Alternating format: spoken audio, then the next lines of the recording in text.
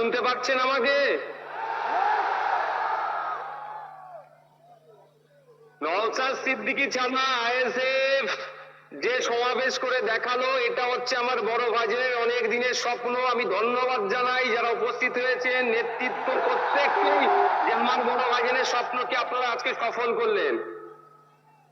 ভাইজান বারবার আমাকে বলে যে বেশি বেশি নেতা তৈরি করো, যত পারবে নেতা তৈরি করো, যেটা আপনারা আজকে দেখিয়ে নেন। রাগ ক্ষোভ হচ্ছে নাকি আপনাদের? রাগ ক্ষোভ হচ্ছে? আমারও রাগ ক্ষোভ হচ্ছে, কিন্তু এই রাগ আর ক্ষোভকে সঠিক পথে যদি কাজে লাগাতে আমরা পারি, তাহলে অপদার্থ ব্যর্থ তৃণমূল বিজেপির মিশ্রিত এই রাজ্য সরকারকে আমরা গঙ্গায় ছুঁড়ে ফেলতে পারবো গণতান্ত্রিক প্রক্রিয়াতে। আমাদেরকে এই রাগ আর ক্ষোভটাকে ঠিক সঠিক জায়গায় সঠিক সময়ে কাজে লাগাতে হবে।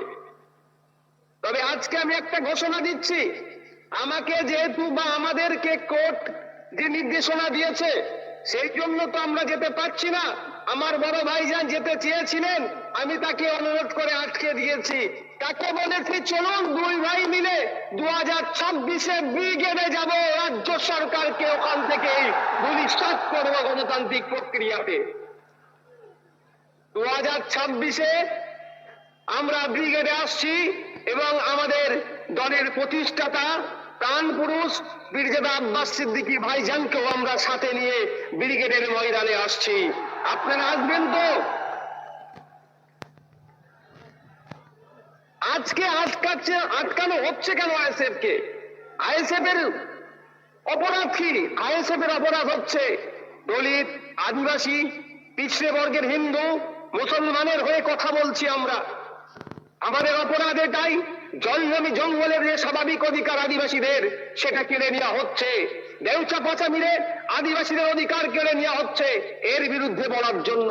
ওয়াকফ সম্পত্তি কেন্দ্রের বর্বর সরকার কেড়ে নেওয়ার চেষ্টা করছে অ্যামেন্ডমেন্টের নামে, তার বিরোধিতা করার জন্য আমাদের ওপরে এই খরা নেমে আসছে। আমাদেরকে আটকানো হচ্ছে কেন? আমরা জাত ধর্ম বর্ণ নির্বিশেষে যে আইএসএফ প্ল্যাটফর্ম তৈরি করেছে, এই ভোটের রাজনীতি যারা করে, যারা ধর্মীয় রাজনীতি করে, তাদেরকে অচিরেই আমরা গণতান্ত্রিক প্রতিষ্ঠার মাধ্যমে তাদেরকে আমরা বিচ্ছিন্ন করব। সেই ভয় আমাদেরকে আটকানোর চেষ্টা করছে। যখন কলকাতা হাইকোর্টে যখন এই বিষয়ে মামলা চলছে, আমার কাছে খবর আসলো ইনডোর নেবেন না আউটডোর নেবেন। আউটডোর নিলে নাকি আপনাদের কজনকে বাইরে থাকতে।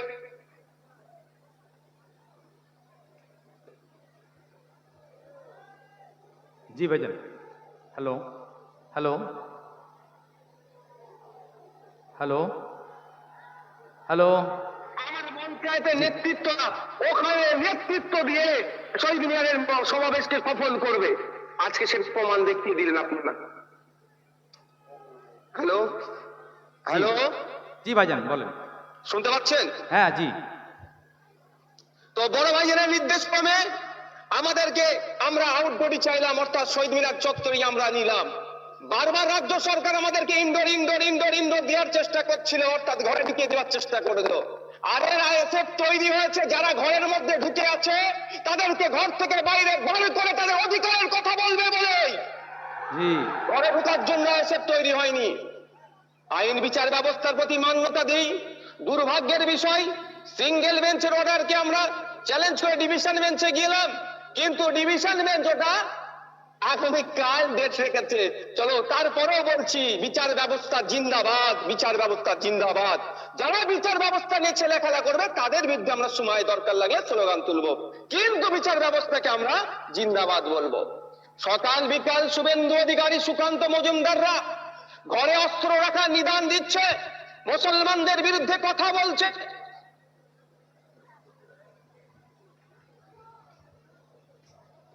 রেস্ট্রিকশন হয় না, আর এ সব সময় বিভিন্ন সম্প্রদায়ের মধ্যে ঐক্য করার চেষ্টা করছে, সেতু বন্ধনের চেষ্টা করছে, সাম্প্রদায়িক সম্প্রীতি এগিয়ে নিয়ে যাওয়ার চেষ্টা করছে। যারা সব সময় কমিউনাল হারমোনিকে এগিয়ে নিয়ে যাওয়ার চেষ্টা করছে, তাদেরকে রাজ্য সরকার আটকানোর চেষ্টা করছে। এর জবাব মানুষ দেবে, জনগণ দেবে। জনগণের হাতে আমি ছেড়ে দিলাম। বন্ধুগণ, দুর্ভাগ্যের বিষয়, আমি আজকে ওখান থেকে দাঁড়িয়ে বলতাম, আমি ভার্চুয়ালি আজকে বলছি, সারা রাজ্যে দেখুন মাদ্রাসাতে জঙ্গি বলে যখন এক শ্রেণীর মিডিয়া দেখে দেওয়ার চেষ্টা করছে, আমাদের রাজ্যের অভিভাবিকা মাননীয় মুখ্যমন্ত্রী কেন মুখ বুঝে সহ্য করছে, এই প্রশ্নটাও আজকে রেখে দিলাম আপনাদের কাছে। কারণ তিনি আমাদের রাজ্যের অভিভাবিকা, তিনার প্রেস কনফারেন্স করে বলা দরকার ছিল যে না, তোমরা যারা মাদ্রাসায় পড়াশোনা করো বা যারা মাদ্রাসা শিক্ষার সাথে যুক্ত আছো, আমি রাজ্যের অভিভাবিকা হয়ে বলছি তোমরা চিন্তিত হবে না, মাদ্রাসায় কোনো জঙ্গি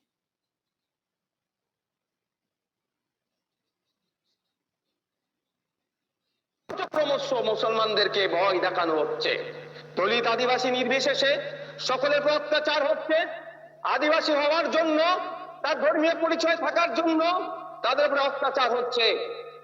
কদিন আগে উত্তরপ্রদেশে দলিত শ্রেণী হওয়ার জন্য বাইক ওভারটেক করার জন্য তাকে মারধর করলো। ছত্রিশগড়ে দলিতকে পোস্টে বেঁধে পিটিয়ে মারলো। উত্তরপ্রদেশের সম্বল মসজিদের সার্ভের নামে মুসলমানদেরকে খুন করলো। এই নিয়ে রাজ্যের বা কারোর কোনো কথা দেখতে পেলাম না। দুর্ভাগ্যের বিষয়, কেন্দ্র সরকার রাজ্য সরকার অর্থনৈতিক ভাবে তারা বেসামাল হয়ে উঠছে। দুটো দলই এখন ধর্মীয় রাজনীতি করার চেষ্টা করছে।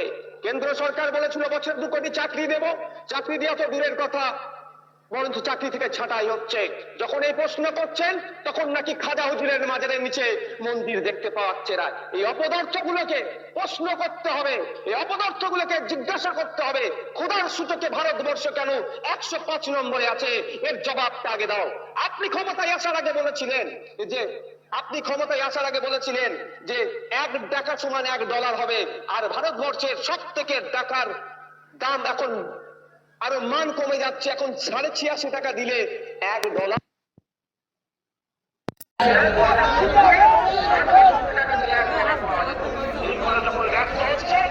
মুসলমানের রাজনীতি করছে, আর আমাদের রাজ্য সরকার যেটা করছে লাগিয়ে দিয়ে আরো উত্তরে শিখতে হবে ধর্মীয় জিকে করে পশ্চিমবাংলার মানুষের মধ্যে ধর্মীয় বিভাজন করে ক্ষমতায় করার চেষ্টা করছে। আমি ধরে নিলাম অপরাধী, কিন্তু তাকে ইনকাউন্টার করা বিচার অভিজ্ঞতা হয়, তাকে ইনকাউন্টার করে তাকে খুশি করলো, নিজেকে খুশি করছে। এখনো সময় দিয়ে বাড়ির মধ্যে ঢুকে থাকলে হবে না, বাড়িয়ে আসতে হবে, মানুষের জন্য কথা বলতে হবে, সব ধর্ম বর্ণ নির্বিশেষে মানুষের অধিকারের জন্য আওয়াজ তুলতে হবে। আন্তর্জাতিক দিকে ভারত বিশ্বজিৎ নায়িকরা একশো ছেড়ে যেতে ব্যস্ত থাকে।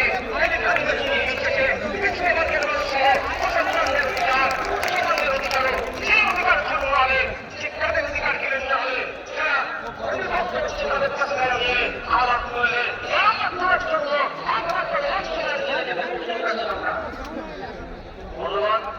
আমি আর বক্তব্য নির্ধারিত করবো না। আমি আপনাদেরকে বলে আমার বাড়ি নিয়ে নিরন্তরের কথা বললে হবে না। আজকের নিরন্তরা বন্ধ করে দেবো লাইভ হতো নাকি? আমি আশা করব নিরন্তরের অধিকারের সাথে আমরা সকলে আছি বলে কিনাই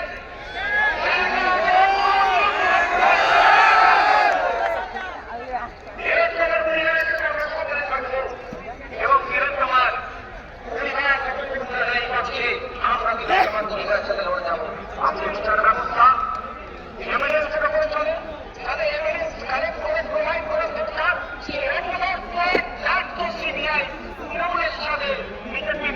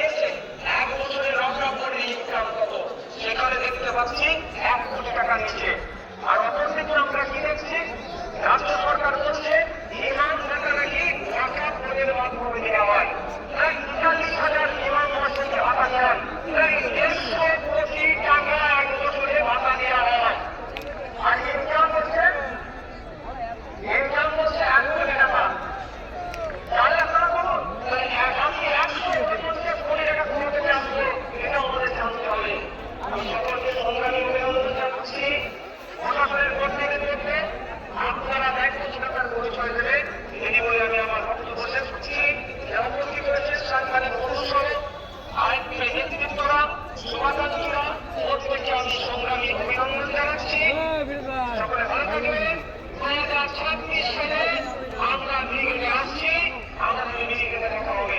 ধন্যবাদ।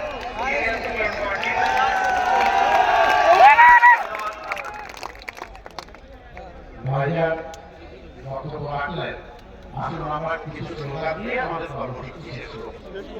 ইনকিলাব জিন্দাবাদ, ইনকিলাব ইনকিলাব ইনকিলাব জিন্দাবাদ, আইএসএফ জিন্দাবাদ, আইএসএফ জিন্দাবাদ। আর মেহনতি মানুষের লড়াই চলছে চলবে, এই গরিব মানুষের লড়াই চলছে চলবে, এই অধিকারের লড়াই চলছে চলবে। আচ্ছা, আমি এরপরে যা বলবো তারপরে আপনারা শুধু বলবেন নওশাদ।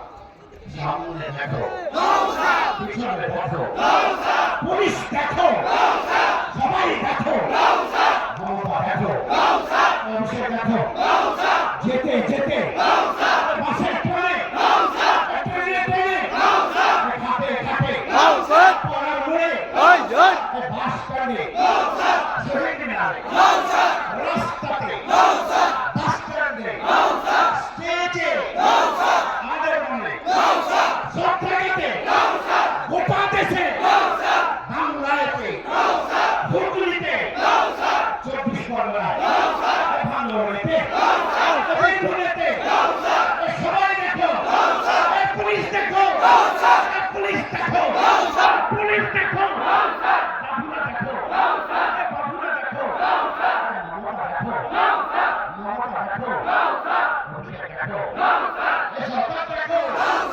সরকার দেখো, অটো রিয়াজ কেরাম তুমি দেখো, ইনকিলাব জিন্দাবাদ,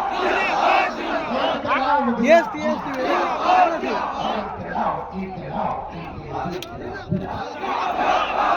আজকে অধিবেশন আমরা সফল হলো। ইনকিলাব জিন্দাবাদ,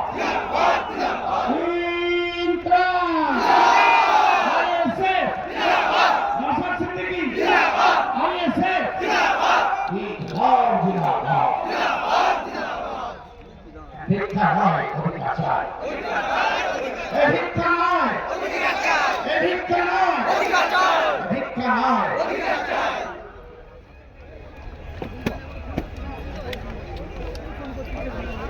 বাইরের দিকে একটা বিশেষ ঘটনা, যার সম্মুখে আমাদের রানিয়া সময় ভিডিওতে অলরেডি একটা রাজনৈতিক প্রোগ্রাম আছে, এসইউসিআর একটা রাজনৈতিক প্রোগ্রাম আছে, তাই ওই লোকটাকে একটু অ্যাভয়েড করে আপনারা যে বাম দিক আছে, শহীদ মিনার আমাদের স্টেজের বাম দিকে যে গেটটা রয়েছে রেল গেট, সেই গেট দিয়ে একটু বেরিয়ে যাওয়ার চেষ্টা করবেন। সকলের কাছে আমাদের অনুরোধ, খুব সুষ্ঠুভাবে যে প্রোগ্রাম করতে পেরেছি এখনো পর্যন্ত, তার জন্য সকলকে কৃতজ্ঞতা জানাই। আপনারা সুষ্ঠুভাবে বাম দিকের গেট দিয়ে নিজের নিজের গাড়ির কাছে পৌঁছে যাবেন এবং সর্বোপরি খুব সুন্দরভাবে বাড়ি যাওয়ার চেষ্টা করবেন। কোনো রকম কোনো